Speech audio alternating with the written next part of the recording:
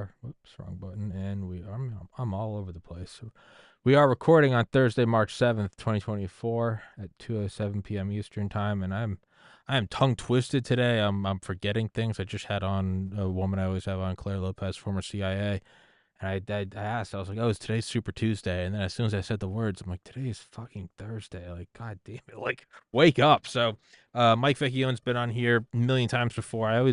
I'm uploading everything to a new website, just in addition to all these. And whenever I upload the whole library, I kind of have a walk down memory lane, looking at all the old episodes as I'm uploading them. And yeah, Mike's one of the original guests. I think I had you on like first 100 episodes or so. So this is episode I think so too. 1432. So Mike was an original one. But as I just told him, and as you guys have now heard me to an eye rolling extent, pushing the new sponsor for the show, American Hartford Gold. Use promo code Tommy. You can get a chance at winning $5,000 of silver on your first order. But it is something I, legitimately use. Much like My Pillow is sponsoring the show, I do use their blanket. I can't really fake the stuff I use. I don't have any sponsors that I don't use. It's not like you see me pitching golf clubs or some shit. I really only do ones that I use, and I have been investing in bullion since 2021. That's the way to go. Gold's hitting an all-time high. I don't need to pitch it to you guys. It's American Hartford Gold. Please use promo code Tommy. But with that, Mr. Vecchione, you take it away, because we are covering the last book or last story of book 2, Fallen Angel, the link of which is in the description. You can get it on Audible. And Thank you. I believe So, book 3 is coming out. yeah, book 3, I'm actually working on it right now. It'll be out in the fall. What will be out before is the audio book for book 1. I have completed the narration, working on some changes and some edits. So that should be out fairly Oh wait, soon, and so I'll yeah, let you know. sorry. It was Homicide's My Business is on Audible. I incorrectly Yeah, plugged book Fallen Angel 2 on Audible. Sorry. Yeah, you're narrating. yeah, I narrated for the first time, and I'm going to do book 2 now as well. Beautiful. So I've got a lot of things backed up, and like you sometimes, Yeah, but So, but it's a good problem to have. the audio book of book 2, I'm going to start doing very very soon. So when I finish editing book 1, I didn't realize how many little mistakes there were in the narration until the producer sends them back to me, and they're little things like Mm-hmm. you might leave the first letter off the word chapter, and Mm-hmm. it'll sound like After. after, that kind of thing. So Yeah. so I'm doing it. I'm doing it in chunks of chapters, and I've got one. As a matter of fact, I'll probably do it when I finish with the podcast today. So Yeah. As but as someone what I that want, burns through, sorry, as someone that burns yeah, through audiobooks, I was gonna say, yeah, you I pick it up all the time because I'm listening, but I'm sure the people recording it don't. But you do pick up tiny little, reading a sentence twice, skipping a word, or you can hear him oh yeah, go da da da. You hear him mess up, and little yeah. tiny things that you do miss. It's very easy to do it. And now that I've done it, and I listen back, and I now hear it back, and I say, "Wow, did I say that? Did I leave that word out?" For instance, in the book, the main character is his first name is Michael. So there are times when the characters who are talking to him say Michael. There are other times when they say Mike. Mm. So when I'm reading it, when I was narrating it, I would transpose it sometimes. So in front of me would be the word Michael on the script, and I would say Mike. So those kinds of things were happening all the time. So Mm. I'm happy that I am more than halfway through the corrections, and we're hoping to get the book out, the audio book out, very soon. So I will let you know, and Beautiful. maybe you'll have me back Of course I will. to talk about the audio book. It's a little That different, would be and interesting, actually, because yeah, I've said yeah, it before, and I've probably harassed you with it. You do have your voice fits your stories. Your voice does fit someone, you know, in the old New York crime fighting scene. Your voice it's Goodfellas esque. It does fit. It's not like you have a high pitched. It'd be one thing if you sound like Mickey Mouse, it wouldn't work. But your yeah, voice does yeah. fit right with it. Good. Thank you. Well, for people who have, it's been a while since we talked about book 2, but I want to hold it up so that Mm-hmm. the audience knows what I'm talking about. And this one is to remind your folks who have listened to me before. This one, the subtitle is "The War for the Soul of Brooklyn," and and Fallen Angel represents two things. One, the devil, who is the antagonist in the series, who comes to Brooklyn, as he had done with other parts of the world, and instigated these horrific crimes. And it was picked up and recognized by a priest in the Vatican's office of exorcisms, I should say.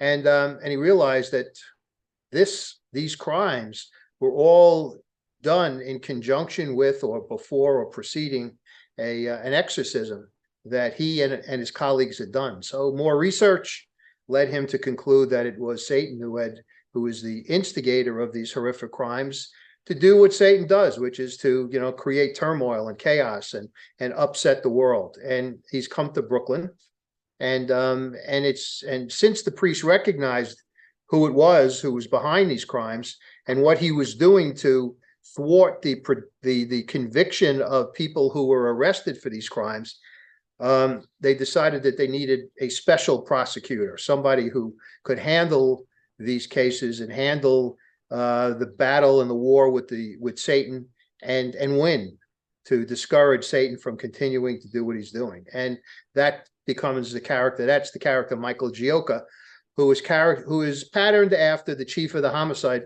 chief of the rackets division in the Brooklyn DA's office, which just happened to be my Who position could that be?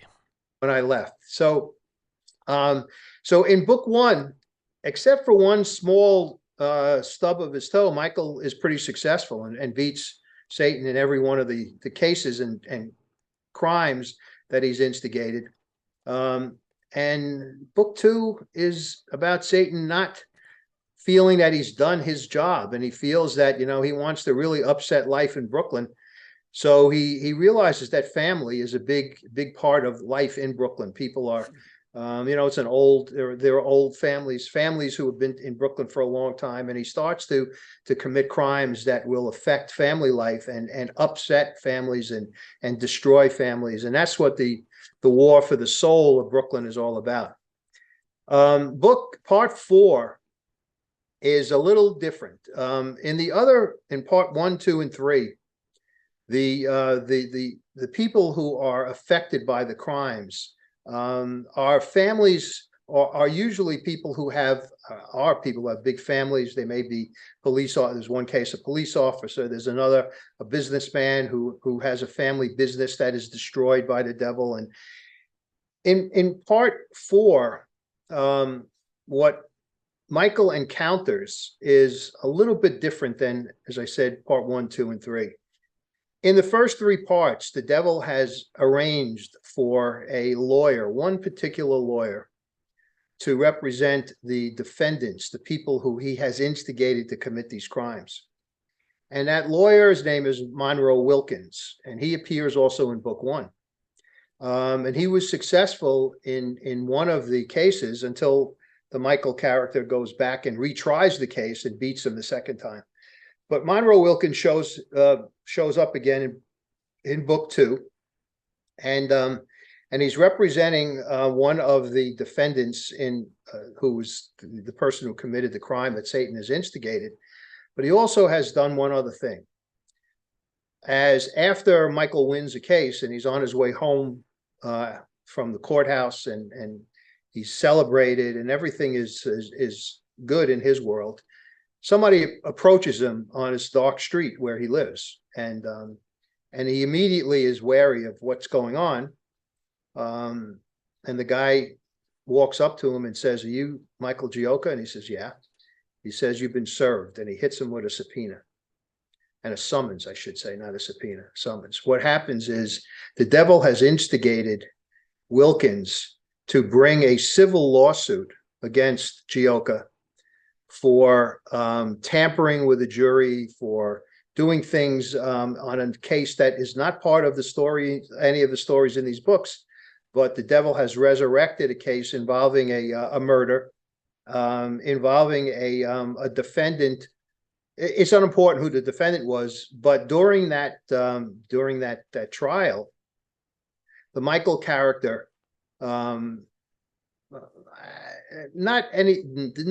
doesn't develop anything totally, but there's a juror on the jury who every day when she came into the courtroom would smile at Michael, the Gioca character, and would wish him good morning, and paid as much attention as one particular juror could to a prosecutor.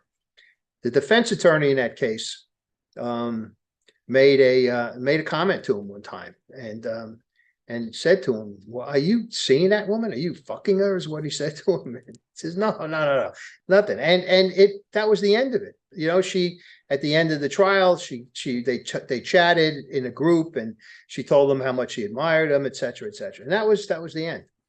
So in book one, I'm sorry, in the early part of book two, there is a case involving the death of a woman on the Coney Island boardwalk, and Michael, with the help of the devil, or the instigation of the devil, doesn't win the case. He loses. First time he's lost. And he lost because a woman who was a main character, but also the main witness in the case, changes her mind. She says, "I'm not testifying." And what the reader finds out is that she's introduced to a guy who says that he likes her, and they become boyfriend girlfriend, and it's a devil in a particular persona that I call Jiz, Jiz, and Jiz basically gets her hooked on drugs, and then strangely turns her in to the police and says, when Michael is looking for her to testify at this particular trial, says, "Here she is." And she, because of her drug addiction, has used all of the pills that she had. And while she's in custody, police custody, she asks for more. And the police at that point, the guards, the people that are guarding her, say, "We'll give you a pill, but we'll give you one at a time, because we can't give you what you were." They were pain pills. But the devil had hooked her, and she didn't like the fact that they were keeping the pills away from her. Anyway, she doesn't testify. Michael loses the case. What the devil does in part four is he creates this whole sexual, he creates this whole story about the sex abuse that Michael had with this juror back years before, gets this woman to say that I knew her, and that she was, I know that he was doing this, and that he creates this whole story around this juror who never, ever had been involved with Michael at all. They were just friendly. Anyway, during the course of the case, during the course of that case, the civil case, Michael is basically questioned at a deposition, and he's very good at the deposition, and he shoots down all of the kind of tenets that the devil puts out there about the case involving the juror and the sexual abuse. And Wilkins, being a good lawyer, he may be working for the devil, but he's a good lawyer, on his own says, without consulting his buddy, the Mr. Satan, or I call him the evil one, decides that he's going to drop the case against Michael. And that's it. Michael now is free. Doesn't have this worry. And a new case, but that is the beginning of a new case. And the new case is this. The lawyer, Monroe Wilkins, in part four, is in a courtroom. He represents other people, and he's approached by an elderly gentleman who says that, "I know you, I've watched you. I watched you in that case involving the Coney Island death. You're a good lawyer. I'd like you to represent my son. He's been charged with murder." And Wilkins, of course, says, I'd be happy to. Tell me a little bit about him." And he does. And he says, "But I don't do this for nothing. You have to retain me." So the elderly guy says to him, "Don't worry about it. I'll meet you somewhere, and I'll pay you. Tell me where you live," he says, "and I'll meet you there, and I'll bring a check, and we'll establish this relationship." He says, "Great." Gives him his name, gives him his address, and tells him where he lives. Now, what happens in the backstory is that there is a separate case happening involving some mafia figures, and there are two mafia figures who are in a bar one night, chatting loudly about how much they hate Monroe Wilkins because he has screwed one of their friends by representing him, making a mistake at the trial, and the guy got convicted and now doing 15 years. And they say to each other, but a little bit louder than they should have, they say, you know, well, I'd like to teach this guy a lesson. We should kill him. In the story, there's someone who hears this and comes to them at the bar where they're sitting. He says, you know, I know that guy Wilkins too. I hate him, and I know how to take care of him. Turns out that is jizz in another form. It's the devil in another form. And they come up with this plan in which this elderly guy is going to ask him to represent his son, get his address, meet him at his house so he can pay the lawyer his retainer. And Jizz says to the two mafia guys, you be there after I pay him, or after I show up with my check. He'll be in a car, you come up and kill him. And that's the plan. That's what they do. He shows up, he's outside, he makes a text the lawyer says to his wife, I'm going outside, I'm going to get this check. It's a retainer check, I'll be right in. She goes up to bed, and as she's walking up to bed, she hears gunshots. And she comes back down, the car is gone. Monroe Wilkins is laying out on the street in front of his house, and he's dead. So they think they get away with it, except that when they left the car, when the shooter and his buddy, the two wise guys, left from the car from where they shot him, he was standing outside while Wilkins was sitting with the door open, you know, getting his check. They walk past the neighbor, Wilkins' neighbor, and the guy sees one of the two shooters, and he sees the driver of the car. And he later tells Michael that the driver of the car, I can't really tell you what he looked like. The only thing I can tell you is that he had a big mole on the left side of his cheek. Now, for your people who don't know, if you read the books, that's the sign of the devil. I have written so that so that people know, I can identify who the devil is for the reader as things happen in the books. So he sees it. So right away, Michael is where he knows probably that something that the devil is involved in this thing. But the problem is that there's not much else. It's a quiet street where this happened. Wilkins' wife isn't a witness. The only witness is this neighbor. And Michael gets the case, and he meets up with a detective who is assigned to do organized crime stuff in the neighborhood, or in that precinct, I should say. And they go visit the neighbor, who happens to own a hardware store right in the neighborhood, not far from where the shooting occurred.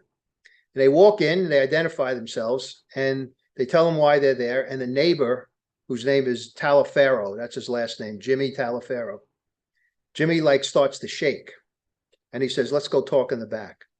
And they go in the back, and they said, what's going on? And he tells them that he saw the incident, and they take out something which he didn't realize that they had with them, and that was a sketch. The night that this happened, he was taken back to the police precinct, and he sat with a sketch artist, and he gave the sketch artist the description of one of the shooters that he saw. And Michael and the detective had it, and they showed it to him. And as I describe in the book, he starts to, shake, literally shake. And they say, what happened? He says, listen, I can't be of any help to you. I can't be of any help to you. And they say, listen, we understand that it's upsetting. Your neighbor was killed, but what happened? So he tells them that a day or two after the shooting, he was in his hardware store, and he was doing some work, and a customer came in, and he turns around to ask, can I help you? And it's the guy who's in the sketch. And Michael says to him, so what did he say? Did he say anything to you? He said, that's the problem. He said nothing. He didn't say a word. All he did was stare at me. So I knew the message was that I should keep my mouth shut. And he left the store. And Michael says to him, did you see him, how he left? Where did he go after he left his store? And he said he got into a car. And he said, Mr. Gioca, I have to tell you that it looked exactly like the same car that Monroe Wilkins was in when when he got shot the night in front of his house. And Michael says, "Well, how do you know that? What kind of car was it?" He says, "I know it was dark, but here's how I know. The night that the shooting took place, the car pulled away, and the witness was able to see the back windshield, and it said Bensonhurst in a decal on the back windshield. When this guy left his store and the car pulled away, he saw the same decal, Bensonhurst, on the back." So now Michael and the detective believe that it's really Wise Guys, because that's their neighborhood. And the other thing is that the police hierarchy assigned the detective, his name is Tommy, to the case, because he's an organized crime expert. So from that point on, they really believe that organized crime was involved. But as it would happen in real life, as in the book, nobody wants to cooperate. There's nobody to help. And the case just languishes and nothing. Tommy does whatever he can. Michael uses his detectives to recanvass the neighborhood. They come up with nothing. And in real life, that's what happened, Tom. I had this case, and in real life, it wasn't a lawyer. It was a very, very well-respected person who grew up in the neighborhood, a young man who worked on Wall Street. He was the kind of guy who everybody wanted to have their daughter marry. He was handsome. He was smart. He was successful. He was, he loved his parents. His parents lived in the neighborhood. He went to school in the neighborhood. He was just like an all-American boy.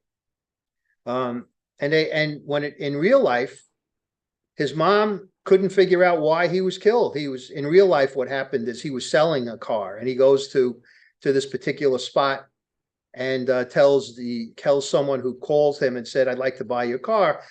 Meet me at this spot, and I'll take a look at it and see." And it was just basically a ruse to lure him to a very quiet spot in Bay Ridge, Bensonhurst, in Brooklyn. And he gets killed. And for the longest time, no one could figure out why in real life this guy was killed. As it turns out, when I got involved, it turns out that the dead kid, the all-American boy, was actually a drug dealer. And he was selling drugs on the turf of two Gambino drug dealers who were the people who killed him. And that's why the dead guy in my case, in the real case, was killed. But it was the same problem. They were Wise Guys, and nobody would talk. No one said a word. They visited the eyewitness, because the story of the eyewitness in the book is true story. He did have a sketch. He did participate in having a sketch drawn. He did own a store in the neighborhood, and he did get a visit, just like I wrote in the book, from one of the people who he saw leave the car after shooting. And he never said a word, never said a word, never would say a word, never would go on record in terms of testifying. And they had no way of identifying. He didn't know who the guy was. He had no way of identifying. We had no way of identifying him. And it languished. It languished for months, languished for a year in real life. In the book, it languishes for a couple of months until there's a break. Now, I'll tell you a break in real life. In real life, the case is broken when the new mayor, a newly elected mayor in New York by the name of David Dinkins, and a police commissioner named Ray Kelly decided that they have just taken over the hierarchy of the city and the police department, and they're going to do visits to every police precinct in the city, meet with the community council in each precinct, and tell them that it's a new sheriff in town, and talk of that nature.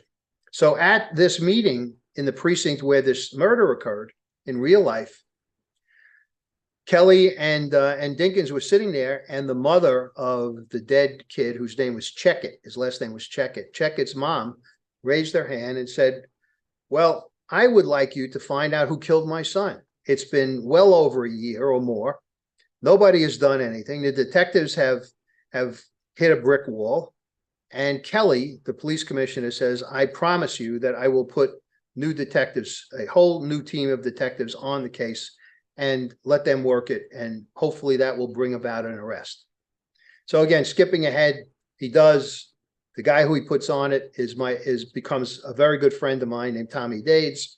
Tommy comes to me at the point where I am in the story. So in a book and in real life, the case languishes. The cops are doing everything they can to try to identify him. Two uniformed cops from this same precinct arrest this kind of street guy. His name is Marco. Small-time hustler, drug dealer, etc., etc. And he's got prior record. They bring him into the precinct. They put him in the detective squad cell to await them doing paperwork, and then they're going to bring him down to the courthouse to have him arraigned. In the book, Marco gets arrested, and he tells the cops, "Listen, those pills that you recovered from me, they're a prescription. What are you arresting me for?" They didn't want to hear anything because they knew he was a hustler. So they put him in the cell. They were in the book. They go to the phones and start working the phones to see if the prescription that he had was actually, the pills were actually prescription. In real life, while Marco is in the cell, he's a loudmouth. He's a guy who, can't just keep his mouth shut. He gets himself into trouble because he opens his mouth, and he starts making fun of the detectives who are sitting doing their work, calling them names and all kinds of stuff. And then, so they ignore him. And in the book, same thing. Until he finally strikes a nerve, and he says, and he points to something on the wall, and he says, "How come you guys haven't caught Joe Beef yet?" What does he point to? The sketch that in real life, Tom, and in the book, was as if this guy who drew it had a picture of the actual defendant. That's how good the sketch was. That's how good it was. So now in the book, everybody now takes note. All the detectives, they all know, they know who that is, and they know how unsuccessful they've been and how much the police commissioner wants them to solve the case. It's like an Afghani local pointing at being like, "You haven't caught, Bob bin Laden?" You'd be like, "What do you mean, Bob bin Laden?" You'd be like, "It's my cousin." Like, you'd be like, exactly. Fucking excuse me. Yeah. Exactly. So Marco now is interviewed by Tommy, who is in real life, and Tommy, who is in the book, and he tells him who the guy is. That his name is Joe. He says, "How come you haven't caught Joe Beef yet?" Joe Beef was his street name. In real life, well, I won't give you his real name, but in the book, he gives him the name of his full name, and he tells him that he's a drug dealer. And that he's a drug dealer he's a partner named Frankie Sapp. That's the second guy. And they killed this guy, Monroe Wilkins, because he screwed up a case of their friends, and they sought revenge. And that's the story in the book. So now they've got a starting point. In real life and in the book, that's all they have. And Tommy Dades in real life and Tommy Schwartz in the book go to Michael, and they say, "Listen, can you indict these two based on just Marco's testimony?" So Michael says, and I remember saying this, I remember sitting there, I said, "Yeah, I can do it." I said, "But the case is shit. I can't go to trial against two wise guys with just this bum as the witness." He said, "Mike," Tommy Dade said to me, "Mike, I promise you, I will not stop working on this case. I will continue working on it, and I'll get you more witnesses." In the story, he says the same thing. So now they have in the story, and I'll stick to the story now in the book. So they have Marco, and they go back to the neighbor, and they tell the neighbor, "Listen, we have this guy," and they get him to change his mind. They tell him that we will protect you. And Gioca in the book gets the people behind the secret society that he belongs to, the secret group, they're feds. He gets them to put agents with this particular guy, Jimmy, in his store and at home to guard him until he can testify at trial. Okay. And the grand jury in that trial. Marco is offered the same thing. And Marco says, "Yeah, I don't want no feds. I don't want any cops guarding me. I can take care of myself." So the day the grand jury comes around, and Michael's in the grand jury. He's he puts in Marco, and then he's getting ready to put Jimmy in. And that morning, before he goes to the grand jury, he gets a special delivery that he wasn't expecting to his hardware store. And when the guy comes into the hardware store, he tells him, "You're so-and-so, and this is so-and-so's hardware, Tally's I have a delivery of this acid that you use for your paint and for it's a hardware store, and they use that acid in construction, etc." He goes, yeah, but I didn't expect it. He says, I know, we had extra, and I was in the neighborhood, so they said to drop it off and they would send you a bill. He says, okay. So he gets the acid, the cases of acid, and now the agent is in the front of the store waiting for him to load this acid up on shelves, because they're going to go down to the courthouse and he's going to testify. And as he's loading the jars of acid, one of the jars is open. It's half open, and he puts it up, and he tips it to put it up, and the cover comes off, spills the acid all over his face, and it burns his face, and he now has to be taken to the hospital. Well, Michael Gioca knows exactly what happened. Somebody found out where he worked, what he was going to do, and it was the devil who was extracting revenge. And now that took Jimmy Taliaferro out of the picture, because he couldn't testify. He was really in bad shape. So he's left with Marco. They get an indictment, and Marco at this point is the only witness. So Tommy says, "Listen, I'm gonna find more people. I'm gonna find more people." And he's a guy who is relentless, and he hears from the street that there's a guy who's friends with these two wise guys, and he finds out where he's going to be on a particular day, and he confronts him on the street. And the guy tells him, "Are you crazy? I'm not testifying against anybody. I don't know what you're talking about." Gives him one of these deals. Finally, he convinces him, and he brings him down to see Michael. And Michael convinces this witness to testify. And what does he know? He knows that he knows what Marco knows, which is that the two people who Marco named were the killers of Monroe Wilkins. He knows the reason why they killed him, which is the revenge for what he did. And but he says to Michael, "I'm not testifying. Look what they did. They're Gambino. All they need to do is put the word out, and I'm a dead man." Michael basically convinces him to testify. He says, he'll take care of him, et cetera, et cetera. Now, let me tell you in real life what this guy was like. They brought him in, and he sits down, and I'll describe him in real life to you.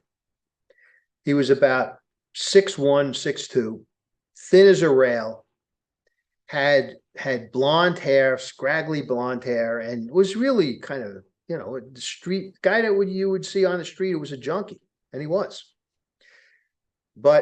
Or he looked like one, I should say. Turns out that he actually wasn't a junkie. He just hung out on the street. He was just a guy who liked to hang around with the wise guys, liked to hang around with the street guy. He was just a street guy. And he comes in, and he did the right thing with me. He said, "I'm going to testify." I said, "Terrific." And he tells me the whole story. I'm going to skip ahead. When I get ready for trial, and I tell him, prep him for trial, and I say to him, his name is Jack, his first name. I said, "Jack, when you come to testify, you can't dress the way you dress right now," which was like a slob. Mm-hmm. I said, "Dress like you dress if you're going to church on Sunday." He says, "Okay." So anyway, skip ahead now to the day that he's going to testify. Tommy walks into my office ahead of Jack, and he's shaking his head, and he can't suppress the laugh. And I said, "What is?" He says, "Wait until you see." Jack walks in. He's dressed this way. He's got on a lime green suit. It's like my cousin Vinny. And the pants are too short, of course. The jacket is like a waiter's jacket. It only comes up to his waist. He's got a shirt with a Western tie, you know, like a bolo. And to top it off, his hair, his blonde hair was now cut and spiked on the top of his head like this, straight up. Fuck. Spiked blonde hair. I said to him, I said, are you out of your fucking mind? You're dressing like that? He says, you told me to dress like I go to church. This is how I dress when I go to church. Jesus Christ. Yeah. So Sika, that's his name. So Jack is ultimately Jack testifies, and in at the trial in real life, he was terrific. He really was good. So they're still building the case in the book, and so they get Marco, they get Jack, and it was something which I didn't tell you when they arrested the cops arrested the two wise guys. One of them, Joe Beef, when he's put into the police car and they tell him why he's arrested, out of the blue says, how much time do you think I could get for this? So that was a good statement for me. And it was a good statement for Michael. It was sort of an admission that, he knew what was going on. Anyway, but it's still not the strongest case. It's still not, we've got this in the book, the lawyer is married to a woman who's a really big deal in the city. She knows the mayor, she knows the city council. She's a nice woman, but she's a heavyweight, as some people used to call it back then. And so Michael wanted to make sure that the case gets, is tried and is tried the right way. So he asked Tommy, the detective, are you out there? He says, yeah, I'm out there. I'm still, I'm still beating the bushes.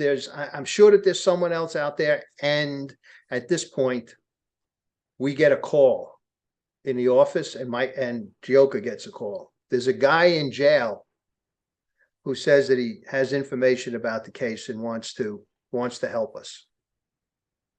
So we bring him in, both places, real life as well as the book, and sit him down.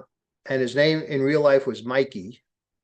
And in the book, I think I called him Mikey as well. And I said, what, you got a nickname? He goes, yeah, my name is Mikey the Killer. I said, oh God, just what I need. Motherfucker. So he's in jail now. So I figured, okay, this guy's in jail for murder. Let's listen to what he has to say. So I asked him, why do they call you Mikey the Killer? He says, because I kill cats. That was his answer to me. He wouldn't kill people. He killed cats when he was a kid. So they called him Mikey the Killer, and he kept it as an adult. The thing is, he's in jail with one of the wise guys, and the wise guy recognizes him from the same neighborhood that they both come from. And in the book now, I'll tell you, and the wise guy finds out that Mikey the Killer, Mikey, is going to be getting out soon. And he says to him, look, I'm in because there's this guy who is giving me up, or these guys that are giving me up, and I can you take care of them for me? So Mikey the Killer says, yeah, I can take care of them. How much is it going to cost? How much can you pay me? And he tells him, and he agrees. That's when he calls the DA's office, and that's when he calls Gioca, when he's got now the wise guy contracting him to kill the two main witnesses in the case. And he comes in and he tells me this whole story, and he tells Mike the whole story. So now we have three witnesses, one in terms of street stuff and in terms of you and your parents, one worse than the other. We have drug dealer Marco, we have drug taker and hanger on Jack, we have Mikey the Killer, who is just had all kinds of problems. And I'm saying to myself, in real life, and Gioca says, man, I don't know, is there enough here? Well, as it turns out, there was enough. Because what Gioca does and what I did in real life is, and when I summed up, I said to the jury, this is really the kind of case that only certain people would have information about. Only certain people would be inside enough to know what had gone on and to be in a position to tell you what happened. And the three guys that you heard during the trial are three of those guys. Do you think I was going to bring in here a priest to testify that, the priest heard these wise guys talking about what they were going to do? Or is it going to be street people like Marco, Jack, and Mikey the Killer? And it was an argument that carried the day. They, that was the only thing I had. I didn't have anything else. I couldn't have anything else because there wasn't anything else. That was it. The guy who had the acid in his face in the book couldn't testify. In real life, that neighbor refused under any circumstance to testify. I didn't have him. And I had the confession, that little statement about, so it was a very interesting case, and it was a very colorful case, and we made some people laugh. And I'll tell you two things that happened, and we'll get away from the book for a minute, but I do chronicle it in the book. The first one is the two instances. I chronicle both of them in the book. The first instance is Marco was on the witness stand, and he testifies to, when we ask him how well he knows the defendants, he says, I know Beef and I know Frankie. And he stops and he says, he starts to smile and he says, I know Frankie very well. So we pick up on it, and Gioca picks up on it, and he says, well, why do you say that? He tells the jury that Frankie Sapp is gay, and he forced Marco not into performing oral sex on him. He forced Marco to stand so that the wise guy could perform oral sex on Marco. In real life, I almost fell out of my chair. The jury they were shocked. I couldn't believe it. My colleague who was questioning him turns and looks at me, and he goes, so I said, just, it's okay. Play with it. It's fine. So that was one thing. And I chronicle it in the book. Jesus. And it was, first of all, a gay wise guy is very, I say in the book, it's like as rare as hen's teeth. It's just not going to happen. Kind of counterintuitive to the kind of the image. Yeah. So that's one. The second is, there's actually three instances. The second is Sika, Jack, is on the stand in his green suit, sitting, he's, as I said, 6'1", sitting high on the witness stand, in the witness chair. And I am, I guess it was my colleague questioning him. And he starts out with, tell the jury your name. And the Jack looks at them. He grabs his crotch, Tommy, and he shakes it, and he says, my name is Jack Sons. What? My colleague looks at me, and he says to him, tell us what section of Brooklyn you live in. Grabs his crotch again, shakes it, Bensonhurst. Now my colleague looks at me and goes, what? I said, I don't know, ask him another question. So he asked him another question, grabbed his crotch again, shook it, and gave the answer. So finally I said to the judge, I stood up at that point, and Gioca stands up in the book. He says, Judge, can we have a short recess? In real life, I take the guy out in the back of the courtroom. I said, well, what the fuck are you doing? Tourette's? I said, you're grabbing your cock every time you have an answer? What are you crazy? He goes, what? What am I doing? He said he didn't even realize he was doing it. Yeah. I said, do me a favor. Tick. Said, do me a favor. When you sit on the witness stand and the witness chair, there are arms to it. I said, put your hands on the arms and grab the chair. Whenever you answer a question, make sure that you're holding on to the arms of the chair so that you don't do this again. He was good for the rest of the time. So that was what a weird thing. Very, very weird. So I wrote that in the story too. In the last thing was, I told you about the sketch. There was no way we could get the sketch, which was like a picture of one of the defendants. No way I could get it into evidence, because the guy who was the the source of this sketch wouldn't testify. So I put my friend Tommy Dades on the stand, put Tommy Schwartz in the story on the stand, and ask him questions about the arrest. Where'd you make the arrest? That kind of thing. The lawyer for one of the defendants, who was so stupid, stands up and says, you have no other witnesses to this other than these three, much that testified. So there were no other witnesses to that crime. I couldn't believe it. I was like, this is like manna from heaven. And Tommy looks at me and he goes, and I know what he was thinking. Do I answer? So I just gave him a little nod. And he says, you're wrong, counsel. There is another witness. He's not here because your client threatened him. And that's why he's too afraid to testify. Oh my God, the courtroom and in the book explodes. Objection. Blah, blah, blah. So we go to the bench and I said, Judge, he opened the door with this stupid question. I don't think that answer is improper. And the judge says, I agree. I said, Judge, not only that, but I had given him the entire police file. So he knew that there was another witness who wouldn't come forward. So it's not an inadvertent mistake. He made it because he was trying to curry favor with the jury that, they only have 3 mutts as witnesses. And I said, and in addition, Judge, there's something else. And the lawyer said, well, it can't be anything else. So he gets Tommy again, he gets him on the stand and he says, well, you say there was another person. Well, where is that person? Again, he said he's too afraid to testify. In fact, and now Tommy blurts it out and he says, but he did sit down with a police artist and have a sketch drawn. Boom, the courtroom explodes again. Go to the bench.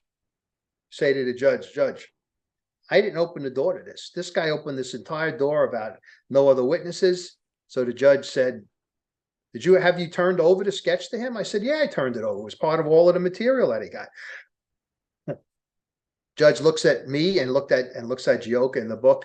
And he says, you can continue, counsel. And we got basically everything that witness, the neighbor, couldn't testify to.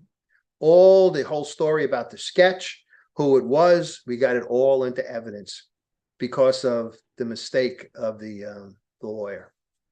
And of course, I write all about it in the story and do it a little differently, but it's basically the same thing. So that is those three things happened during the course of this trial that I will never forget. And every time I tell the part of the story about Jack being on the witness stand and answering the questions after when he grabs his crotch and shakes it in his lime green suit and his hair sticking up, you see I'm laughing right now. That's the way it was in the courtroom. I couldn't stop laughing.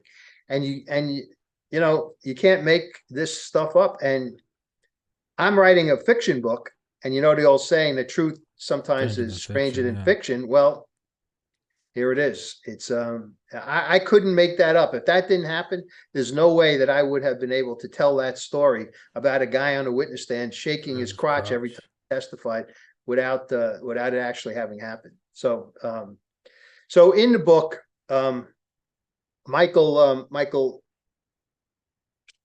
succeeds. He convicts them both, and he goes back to, now if I don't know if you remember another part of the book, there was a fire involving a firefighter who was killed, and that's the first story in the book. And the fire marshal who was involved in the investigation is this woman, Kathy Bear. And during the course of the book, there are indications that Michael and Kathy Bear are about to start a relationship.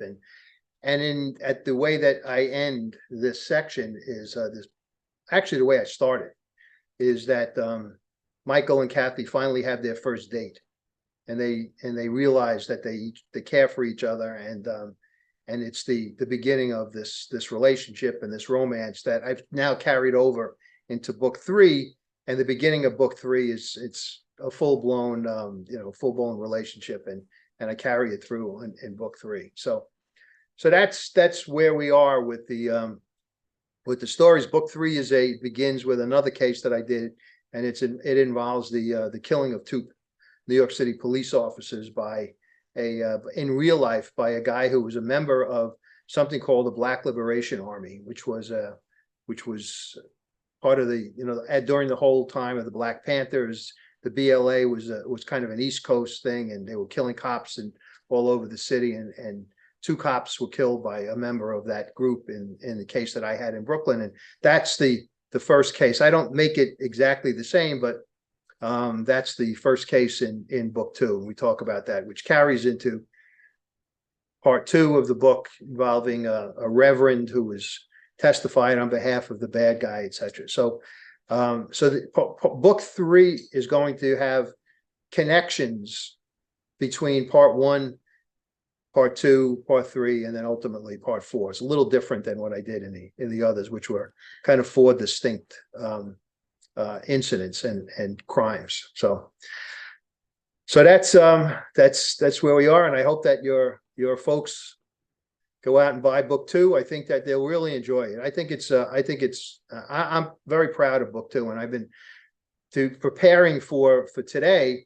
I read that last part of the book so that I would remember the things that went on. And if I do say so myself, I think I did a pretty good job in writing it. So I think you did as well, and I still love that you took all these kind of disparate stories and tied them together.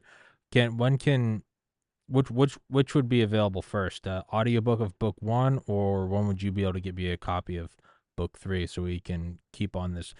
I'm not finished with book 3 yet. I'll probably finish book 3 sometime in the early part of the summer. And that will then take a month or 2 to print it and edit it, etc. So we're planning so far with book 1, 2, and 3. We've pretty much released them at around the same time, September, October of the year. And we're going to do that this time too. Gotcha. So I'm hoping book 1, the audio book, will be out certainly before the summer. Maybe sometime in the late spring, because I don't know how much more they have to do once I give my corrections. I don't know if there's how much work there is to do to produce it after that. So if there isn't, then I will probably be finished with the corrections maybe sometime next week, because I'm sure I'm going to get more. I've just gotten about 3/4 of the book so far. Corrections for 3/4 of the book, so there's still a lot left. So that's it. And I have to tell you, I guess it must have been right after Christmas. I got a call from the publisher of Homicide Is My Business. I had sent them a proposal for another book involving a friend of mine who I think I may have talked to you about, a detective who was known as the toughest cop in Brooklyn when I knew him. And he was involved. He was the arresting officer of the BLA member who killed the 2 cops in real life. That's how I got to know him when we worked the case together. His name is Jimmy Dennedy. And Dennedy was really a tough guy and liked to use his fists probably certainly a lot more than he would have been able to get away with today. But he went from a street cop to narcotics, then to a detective, and then into the Joint Terrorist Task Force, and he worked a lot of terrorist cases and etc. And he had a very, very colorful career as a cop in Brooklyn. And after a burglary of his house, in which he wound up shooting the burglar in the behind as the burglar was leaving the house, and the DA at the time in Brooklyn, Elizabeth Holtzman was her name, wanted to take him to the grand jury and indict him for shooting the burglar. He called me. I was in private practice at the time, and he called me and said, "Mike, you got to help me out. You got to represent me. This is what they want." I couldn't believe it, because you do have the right to defend your house with lethal force. And anyway, make a long story short, I got him. I got it squashed. Nothing happened, and he decided that he was going to retire. Said, "I've had enough of Brooklyn," and they moved. He and his wife and his 2 kids moved up to Orange County in upstate New York. He opened up a private investigation service, and he and his wife had met new friends, and he and her are very religious, very Catholic, and they met a group of people who were like similar in terms of their religion, etc. And his wife talked him into going on a religious retreat with the whole group. And he said, I did it for my wife. I really didn't want to do it. And he met some people during the course of the retreat. And about a month or two later, after that retreat was over, he gets a call from someone he met. And they told him about this, what they'd like him to be involved in if he would do it. And that was to become a prison minister, that you can minister to prisoners, and you've got the background, and you can, you've seen both sides of the the equation. And he said, I did it. I went for this this kind of training session retreat to see what it was all about. And what he had to do was to go into this prison and mentor 10 people at a table. They talked, and they were all prisoners, and they would ask him questions, and he would give them advice, etc. And when he was telling me about it, he said, Mike, these were the guys that I was locking up. Yeah. Now here I am sitting at a table with him, telling him that, what to do and how to handle certain things. He said it was so unusual for me, but I loved it. Yeah. And when he went back 2 days later to see they sort of had a recall of the same people and put them all together on the same table to see if things sunk in and if they had any further questions. Jimmy told me that his table was the only table in which all of the people showed up. Hell yeah. So he started. And 25 years later, he has finally stopped doing it. He said, I've done enough of it. And talk about stories, my friend. I can tell you stories of the people who he mentored, and stories of the result of his ministry with them, and what they did, and what they didn't do, when they got out, that kind of thing. So when he told me the story, Jerry Schmetterer, who wrote, the other books, me and my co-author who passed away, we said, what, there's a book here. Why don't we see what we can do? And he told us this one story, and I'll tell you why I'm telling you this is because we ultimately used it as the title. He was in one of his sessions one day, and one of the guys was a really, really tough mobster, Westie, I think, from the west side of Manhattan. It was a wise guy. And he disliked Asian people beyond belief. He said he just couldn't stand them. And Jimmy was working on it, and they would talk about it. So he comes in one night Jimmy comes in, and he gets everybody together. They have this session, and this wise guy is sitting in his chair, and he's like this with his head down. And Jimmy notices it, but doesn't say anything. And then he realizes that he was crying. And Jimmy stopped him, and his name is Jimmy too, the bad guy. And he said, Jimmy, what's happened? And he shakes his head, and he says to him, he says, there was a new kid put into my cell block, and the cell next door. And someone stole his shoes. He had no shoes. He had nothing. He says, and I gave him my extra pair of shoes. So Jimmy says, great, good for you. He said, but there's something else, Jimmy. He said, it's an Asian kid. He said, and I did this because of you, because of listening to you, and because of what you taught me and how you did it. So we decided to call the book Hard Guys Cry. And that's the name of it. And I'm finally going to get a chance to write this story, which I have wanted to do for a long time. So we'll have a lot of fodder for Tommy podcasts in the future about this. I think it's a good one. And you know what? I would like, I'm going to put Tom, I think you should actually interview Jimmy as well. I'd love to. Yeah, he's a good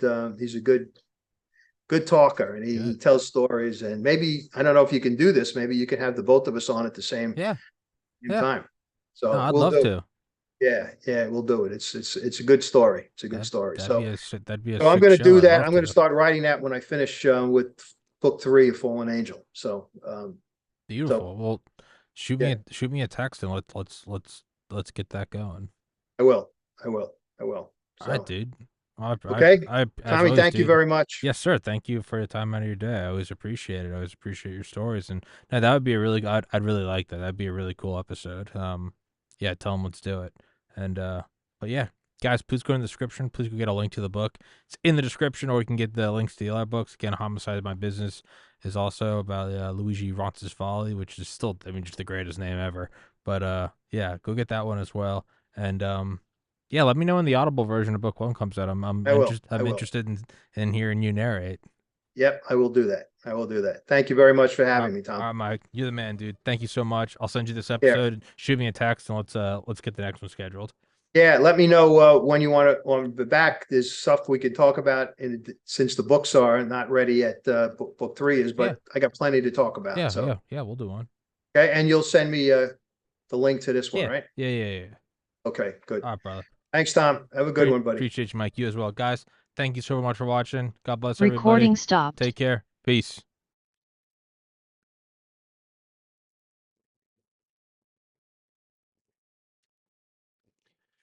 And guys, I'm gonna pitch it yet again. American Hartford Gold again. They're paying to keep the show going, man. They're legit paying. Show's still not profitable, unfortunately, but it's getting much closer now. Um, again, bully on something I've done just because inflation's fucking everyone sideways. Um, but it's also just to me, I kind of looked at it as just so like my savings are based around keeping the podcast going. Um, in high school and college, I invested more so in stock. You gain some, you lose some. That's kind of the circus and casino of that. Um, for my savings starting in 2021, it was more so about the show. So like everyone I was very open about the guy investing in my show. That ends in April 2024, so about a month and a week from now. And so starting 3 years ago, I didn't want to risk losing money by investing it in, fucking Apple or Tesla or whatever. But I also didn't want to do the proverbial put cash under and by the way, this isn't a script. This is just legitimately why I did what I did. Right or wrong, it doesn't matter. I'm just telling you why. Um, I didn't want to do that because if I lost it, it would fuck the show over. My main priority wasn't to build a nest egg. It really wasn't savings in the traditional sense of savings. It was, I wanted to put money aside on the off chance that the podcast wasn't profitable and quote unquote made it by April 2024. Now, when I met my investor, this was like a year and a half before I got banned from YouTube. I had no fucking idea of what was coming. So luckily, my contingency plan of saving money on the off chance the show didn't work turned out to be the very lifeline for why the show isn't ending. Right now, the show should have about a month left, and I should be freaking out. But I've put away about a year of living expenses, and I did it. I had never bought gold and silver before, but I did it because I was like, I want to just save money. I was like, I just want to freeze my money. I'm not trying to invest it. I'm not trying to double it and triple it. That's, one day, God willing, I will be able to do that. But I was like, right now, I just need money to make sure that the show can continue. Right? It's like putting gas in your car. You're like, I don't fucking care about, anything else. I got to make sure my car goes from A to B, right? Because I have a job or I got to go pick up whoever. So that's why I invested in bullion is because I just wanted the money to kind of be frozen. I knew it wasn't going to make anything. I wasn't going to triple my value, but I also just didn't want inflation to eat away at it at a breakneck speed. So that's why I invested in bullion. That's something I started in, I think, July 2021. It's now March 2024. So I was doing that almost 3 years before I even knew this company existed. So that's something I legitimately do. It's something I can actually, and the cool thing is it's like this blanket, right? This blanket is from My Pillow. My Pillow is a sponsor of the show. So are the slippers I'm wearing right now. What the fuck is on the screen? Has that been on the screen the whole time? God damn it. Um, if My Pillow stopped sponsoring the show today, I would still be using a blanket during the podcast. Maybe I wouldn't use theirs, even though I would because it's super warm. But I wouldn't feel the need to pitch it. I would wear my slippers. I have another pair of slippers. I'd wear my UGG slippers instead of my Pillow slippers, right? But I would still be using a blanket and slippers while I do the podcast. It's because it's something I genuinely use, right? If I ever got a water bottle sponsor, I'd be using that sponsor. And if I don't, like I do now, I'm still gonna drink water because that's just what I drink, a ton of water. So my point is American Hartford Gold, uh, they sell bullion and they sponsor the show. But I can legitimately say, before I ever knew they existed, I bought bullion, and if they stop sponsoring me today, I'll continue to buy it because for me, I needed money that under no circumstance would I lose. Not even like a blue chip stock like a Disney or a GE where it's, unless of course there's a global recession, you're not going to, I didn't even want that. I was like, I just legitimately, if there was no inflation, I'd be taking the cash and just putting it under my bed, like the trope from like, the Great Depression, the mattress full of cash. But that was just, I couldn't rationally do that. It just felt stupid because I knew inflation was eating away at it. So that's legitimately why I bought gold and silver. All right. So this isn't some like, this isn't some, like, no, they didn't send me this shit. This shit's mine. The stuff that I'm pulling out to use as like a marker, this is mine. Um, this is 100 ounces of silver, and so is this one. This one's kind of ugly. It looks like a loaf of bread. This one's sexy. It's like polished, and it's in a perfect rectangle. Either way, if you go use promo code Tommy, and if you text it to 65532, you have a chance at winning $5,000 of silver, which is insane. I think one of these is like a little under 3 grand, so it's not quite two of these, but I have two just as like a I mean, look at that. You could really do some damage with this. You have a chance at winning that, man, and that's kind of dope. Um, and yeah, there's all sorts of reasons. If there's a solar flare, an EMP blast, or even a global recession, those aren't going to lose value. Again, I'm not going to sit here and tell you that because I do think it is. I think it's misleading when bullion companies tell you like, the value's gone up this much over this many years. That's not accurate. It's in like 1924, like a century ago, it would cost like an ounce of silver or sorry, an ounce of gold for an adult to have a 1 bedroom apartment in like a normal town and pay for groceries. So like 2,000 a month. In 2024, the same is true. So the ounce of gold hasn't gone up in value. It's the number of dollars printed are. So therefore, 1 ounce represents the same thing, right? It's like your mass doesn't change. Whether you use pounds or kilograms, that number changes, but you're still the same size. You're the same objective size, right? Same thing, right? You go to the moon, your weight, quote unquote, from gravity is less, but you're not. There's not more of you. You're the same. That's what bullion is it's you maintain the exact value of what it is. All right. If some freak shit happens, it might spike because like silver is an industrial metal. It is primarily it's used in weaponry. And guess who's the home team? United States military industrial complex. Um, and things might spike during oftentimes when they're scared when there's like economic scares, money jumps to the more safe example. That is a chance that it would, I guess, go up. But and this is my understanding, after all, I do have a biology degree and I do a podcast. I'm not a financial advisor. For the most part, on a long enough timeline, you're really not increasing the value of it so much as you're just ensuring that it doesn't go away, right? It's like a drain in a bathtub. Like you're not increasing the level of the water, but you're just making sure it doesn't dip down. So that's why I use it. It's a very honest. This is an honest ad.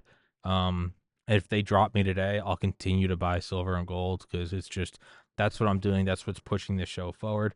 God willing, one day the show has enough security that it's going, and I can do other things like I don't know, buy a home or actually do investments in the stock market because that's what you would need to do on a longer term. But, if you're worried about the US dollar and the number that we're printing, if you're worried about central bank digital currencies and like the truckers in Canada, just the flip of a switch and all of a sudden your ones and zeros are gone, this is a very realistic counter to that. Again, I have a fucking biology degree. Don't take my word for it. This is just what I'm doing. I could very well be wrong. You should do your own research. But if you want to support the podcast and if you buy this stuff anyway, go use promo code Tommy at American Hartford Gold, dude. I legitimately mean that. I mean everything I say. Not only do I not lie and self censor, I also don't really have the ability to do that, which is just a whole rabbit hole on its own in terms of like that's like a personal problem. But, you know, use it to your benefit. Anyway, guys, show was today Thursday. Show will continue. It will absolutely continue Monday. It might continue Sunday. Not sure. I'm gonna wrap this up, call my mom, and then I'm gonna do a game stream. So I'll see you guys if you're watching right now. I'll probably see you in like 30 minutes on the game stream. All right, guys. Thank you for watching. Much love. Peace.